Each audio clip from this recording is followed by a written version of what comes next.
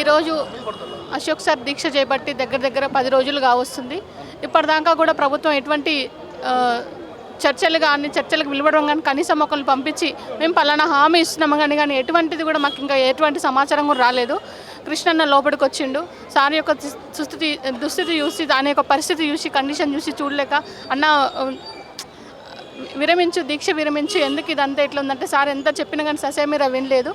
అన్న కూడా ఒక హామీ ఇచ్చిండు, నేను వెళ్తాను అక్కడికి వెళ్ళి నేను వాళ్ళతో మాట్లాడి నేను దీని గురించి ఏందో తెలుసుకుంటానని సార్ కూడా హామీ ఇవ్వడం జరిగింది. నేను గవర్నమెంట్కి నేను ఒకటే చెప్తున్నానండి, ఇంకెన్ని రోజులు ఉంచుతారండి లోపల, ఇంకెన్ని రోజులు ఉంచుతారు, ఏం చేయాలనుకుంటున్నారు అసలుకి, అక్కడ లోపల సిచ్యువేషన్ ఎలా ఉందంటే అసలుకి చూడడానికి కూడా అసలుకి కళ్ళు అసలుకి ఏంది సార్ ఇలా అయిపోయాడనే మొత్తం ఒక బిక్క బీసీ అసలుకి శరీరం ప్రాణంలో అసలు శరీరం ఉందా లేదా బాడీ ఉందా లేదా అనే సిచ్యువేషన్కి వచ్చేసింది. దగ్గర ముందు రోజే పట్టుకెళ్ళారు. ఈ రోజుకి యాక్చువల్గా 10వ రోజు అన్నట్టు. ఇంకా కూడా గవర్నమెంట్ ఏం డిసిషన్ తీసుకోవట్లేదు. సార్కి ఏదైనా ఒక హామీ ఇవ్వండి, లేకుంటే సార్తో పాటు సార్కి ఏమైనా మాత్రం మేము కూడా నేను నా పిల్లలు కూడా ఏం చేసుకుంటామో ఈ రాష్ట్రం ఏమవుతుందో నేను ఈ గవర్నమెంట్కి హెచ్చరిస్తున్నాను. పిల్లలకి న్యాయం చేయండి. నిరుద్యోగులు నోటిఫికేషన్ కోసం 20 ఏళ్ళుగా మీరు ఇస్తానన్న 2 లక్షల ఉద్యోగాలు ఇస్తారన్న ఒకే ఒక మాటతోటి మీకు ఓట్లు వేశారు. నేను చెప్తున్నాను ఈ గవర్నమెంట్కి రిక్వెస్ట్ కూడా చేస్తున్నాను. 2 లక్షల ఉద్యోగాలు ఏమొద్దు, సార్ అడిగింది 50,000 ఉద్యోగాలే. ఆ ఉద్యోగ నోటిఫికేషన్ ఇచ్చి విద్యార్థులకు న్యాయం చేయాలి, మా ఫ్యామిలీని కూడా కాపాడాలని నేను కోరుకుంటున్నాను. మీడియా పరంగా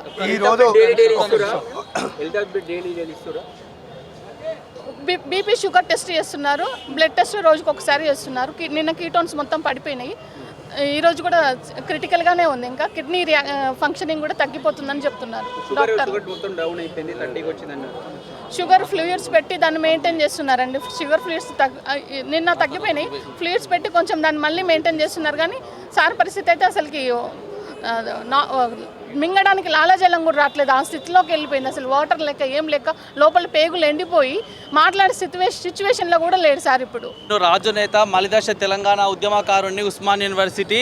ఈరోజు తెలంగాణ రాష్ట్రం కోసం మేమందరం కూడా 2008 నుంచి జరిగినటువంటి మలిదశ తెలంగాణ ఉద్యమంలో వీరోచితంగా పోరాటాలు చేసి ప్రాణాలకు తెగించి ఈరోజు కొట్లాడి జైళ్లకు పోయిన కేసులను లెక్క చేయకుండా ఈరోజు కొట్లాడి సాధించుకున్నటువంటి తెలంగాణలో మళ్ళా నీళ్లు నిధులు నియామకాల కోసమే మళ్ళా కొట్లాడాల్సినటువంటి పరిస్థితి వచ్చింది.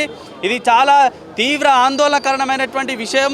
ఈరోజు ఉస్మానియా హాస్పిటల్లో ఉన్నటువంటి అశోక్ సార్ని పరామర్శించడానికి రావడం జరిగింది. సార్ యొక్క ఆరోగ్య పరిస్థితి చాలా క్షీణిస్తూ ఉంది. తెలంగాణ రాష్ట్రంలో ఉన్నటువంటి లక్షలాది మంది విద్యార్థులు, నిరుద్యోగులు అందరూ కూడా చాలా తీవ్రమైన ఆందోళనలో ఉన్నారు. ఈ ప్రభుత్వానికి మేము ఈ సందర్భంగా డిమాండ్ చేస్తున్నాం, తెలంగాణ ఉద్యమకారులుగా మీరు అతి త్వరలోనే తెలంగాణ రాష్ట్రంలో భర్తీ చేస్తామన్నటువంటి 2 లక్షల ఉద్యోగాలు భర్తీ చేయండి. అశోక్ సార్ చేసేటువంటి దీక్షకు తెలంగాణ రాష్ట్రంలోని లక్షలాది మంది విద్యార్థులు, నిరుద్యోగులు, ఉద్యమకారులుగా మేము కూడా పూర్తి మద్దతును ప్రకటిస్తున్నాం.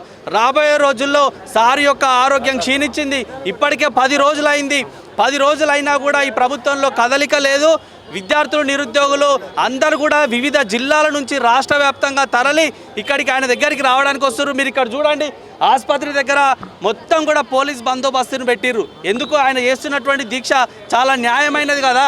విద్యార్థుల కోసం, నిరుద్యోగుల కోసం జాబులు వేయాలని చెప్పేసి 2 లక్షల ఉద్యోగాలు నింపాలని చెప్పేసి చేస్తున్నటువంటి దీక్ష చాలా న్యాయమైంది.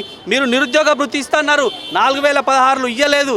తర్వాత నోటిఫికేషన్లు ఇస్తున్నారు, జాబ్ క్యాలెండర్లు ఇస్తున్నారు, అనేక రకాలైనటువంటి వాగ్దానాలు చేసిర్రు. ఏది కూడా మీరు చేయలేదు.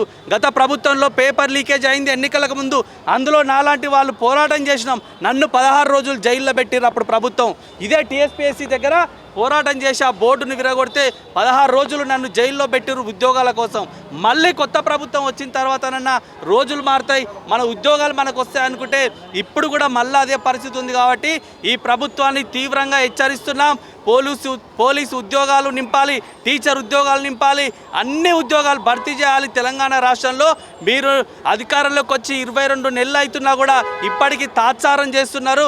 ఇది మంచి పద్ధతి కాదు, చెప్తున్నాం. తస్మాత్ జాగ్రత్త. మాలాంటి తెలంగాణ ఉద్యమకారులందరూ కూడా కదం తొక్కుతాం. మళ్ళీ ఈ ప్రభుత్వం మీద సైరన్ యుద్ధం మోగిస్తామని సందర్భంగా తెలియజేస్తూ ఉన్నాం.